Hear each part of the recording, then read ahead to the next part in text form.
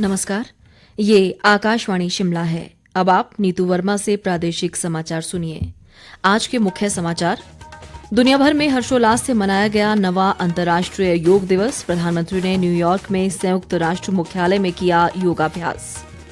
केंद्रीय मंत्री अनुराग ठाकुर ने हमीरपुर में सैकड़ों लोगों के साथ की यौगिक क्रियाएं।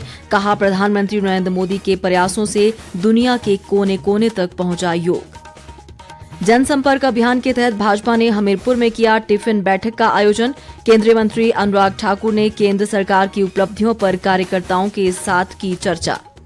और आईआईटी मंडी में आज से G20 व S20 बैठक शुरू। अब समाचार विस्तार से।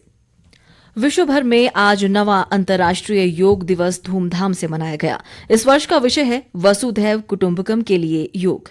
प्रधानमंत्री नरेंद्र मोदी ने आज न्यूयॉर्क में संयुक्त राष्ट्र मुख्यालय में योग दिवस समारोह में हजारों लोगों के साथ योगाभ्यास किया। अपने संबोधन में प्रधानमंत्री ने सभी लोगों को अंतर्राष्ट्रीय योग दिवस की बधाई दी। इस कार्यक्रम में लगभग 190 देशों के प्रतिनिधियों ने हिस्सा लिया। नरेंद्र मोदी ने कहा कि योग दुनिया को जोड़ता है और इसके माध्यम से एक स्वस्थ और शक्तिशाली समाज का निर्माण होता है।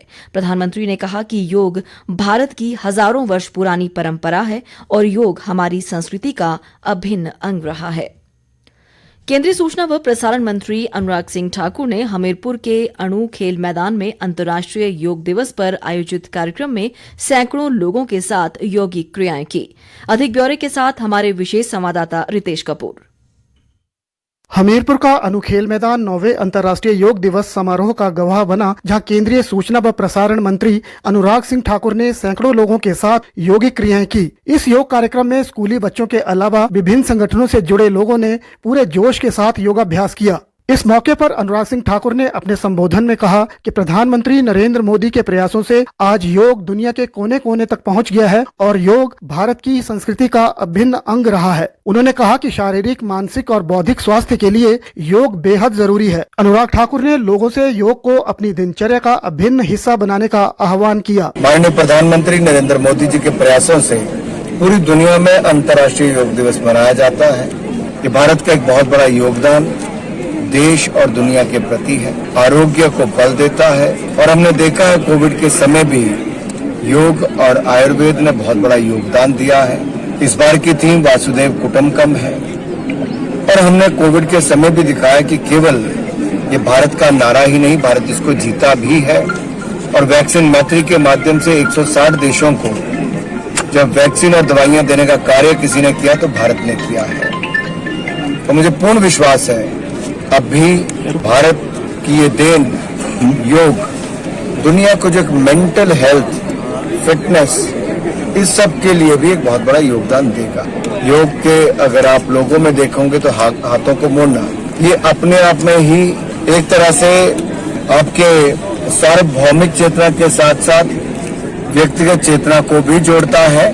और मुझे पूर्ण विश्वास है वासुदेव कुटुंबकम के इस नारे के साथ साथ हम पूरे विश्व में योग का प्रचार प्रसार भी करेंगे और योगदान भी देंगे और आरोग्य की ओर बढ़ेंगे। इस मौके पर अनुराग सिंह ठाकुर ने कहा कि हमीरपुर में national centre of excellence for sports की स्थापना की जाएगी, जिसके माध्यम से हिमाचल में खेलों को बढ़ावा मिलेगा और खिलाड़ियों को सभी सुविधाएं उपलब्ध होंगी। National centre of excellence for sports Bharat में केवल 23 हैं और 23वां सेंटर कहीं और नहीं, हमने हमीरपुर के लिए मंजूर किया है, जहां हमीरपुर में पूरे क्षेत्र के प्रतिभाशाली युवाओं को चुना जाएगा, खिलाड़ियों को यहां ट्रेनिंग दी जाएगी। खिलाड़ियों का चयन कर दिया गया है, ट्रेनिंग शुरू हो गई है, लेकिन इसका अब अपना भवन हो उसके लिए भी कुछ दिनों में इसकी मंजूरी हो जाएगी और लगभग 150 करोड़ रुपए से ज्यादा का एक बहुत आलीशान और लेटेस्ट स्पोर्ट्स इंफ्रास्ट्रक्चर कहीं और नहीं, प्रदेश का सबसे बड़ा खेल सुविधा ऐसी कहीं पर बनेगी तो हमीरपुर में यहीं पर बनने वाली है।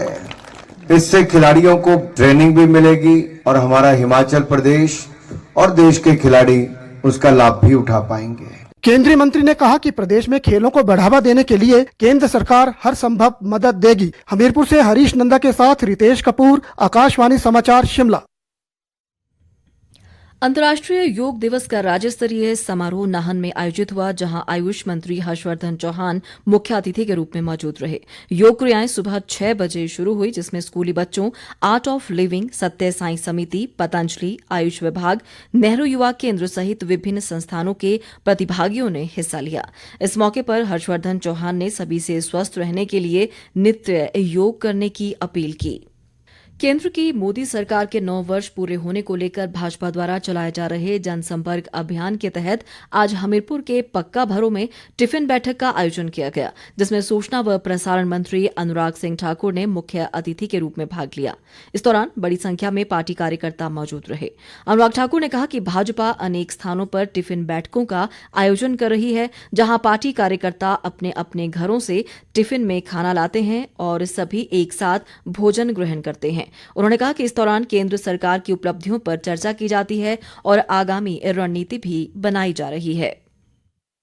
जन संपर्क से जन समर्थन जुटाना ये भारतीय जनता पार्टी समय समय पर करती रही है और महाजन संपर्क अभियान नरेंद्र मोदी जी की सरकार के 9 वर्ष पूरे होने पर जनता के बीच में अपनी उपलब्धियों को ले जाकर एक और जनता का हम धन्यवाद करने की सेवा का अवसर दिया है और दूसरी ओर टिफिन बैठक करके अपने कार्यकर्ताओं के साथ और नेताओं के साथ जहां एक पारिवारिक माहौल में पार्टी को और मजबूत करने के लिए बैठकें कर रहे हैं, वहीं पर ये भी कह रहे हैं कि भविष्य के लिए भारत को नई ऊंचाइयों पर ले जाने के लिए ये 9 वर्षों में नींव रखी है नरेंद्र मोदी जी ने।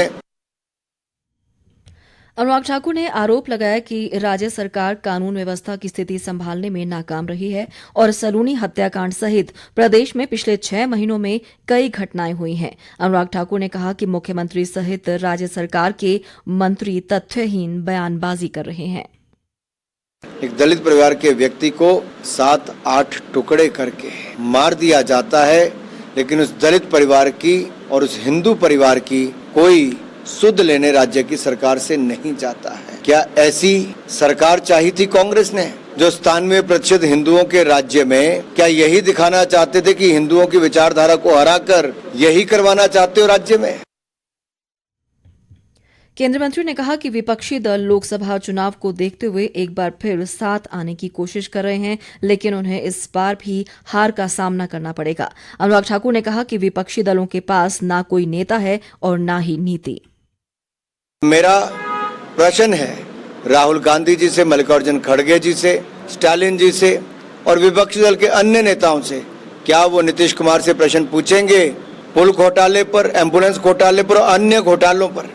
क्या वो लोकतंत्र की आवाज को बंद करने का जो प्रयास ममता बनर्जी जी पश्चिम बंगाल में कर रही हैं, हत्याएं हो रही हैं, क्या राहुल गांधी जी पूछेंगे ममता बनर्जी को कि लोकतंत्र की हत्या कहां हो रही है?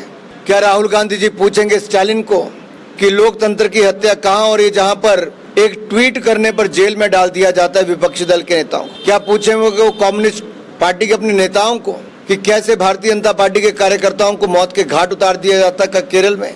क्या वो पूछेंगे उन लोगों को जो आज संविधान की धज्जियां उड़ा रहे हैं और उस मीटिंग में शामिल होने आ रहे हैं? ये सवाल इन विपक्ष के नेताओं को एक दूसरे से पूछना चाहिए, तब कि सबका चेहरा पता चले कि लोकतंत्र का गला कौन घोट रहा है, भ्रष्टाचार के नए आयाम कौन स्थापित कर रहा है।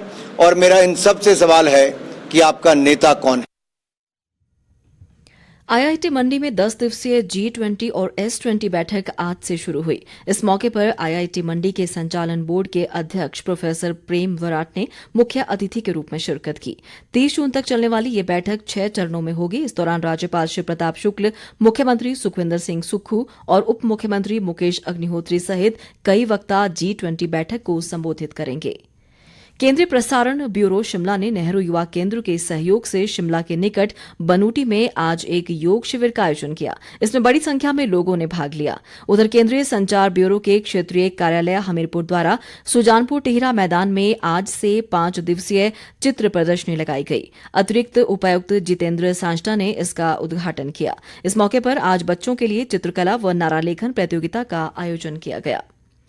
मुख्यमंत्री सुखविंदर सिंह सुक्खू ने कहा है कि राज्य सरकार पर्यटन और जल विद्युत संसाधनों का समुचित उपयोग करके अर्थव्यवस्था को सुदृढ़ कर युवाओं को रोजगार के अवसर सृजित कर रही है। उन्होंने कहा कि सरकार के प्रयासों से शॉन्गटॉन्ग जल विद्युत परियोजना के कार्यों में तेजी आई है और इसके जुलाई 2025 तक पूरा होने की उम्मीद है। मुख्यमंत्री ने कहा कि इस परियोजना के तय समय में पूरा होने से लगभग 250 करोड़ रुपए की बचत होगी और 156 करोड़ रुपए का राजस्व ब्याज सृजित होगा। अंत में मुख्य समाचार एक बार फिर। दुनिया भर में हर्षोल्लास से मनाया गया नवा अंतर्राष्ट्रीय योग दिवस। प्रधानमंत्री ने न्यूयॉर्क में संयुक्त राष्ट्र मुख्यालय में किया योगाभ्यास।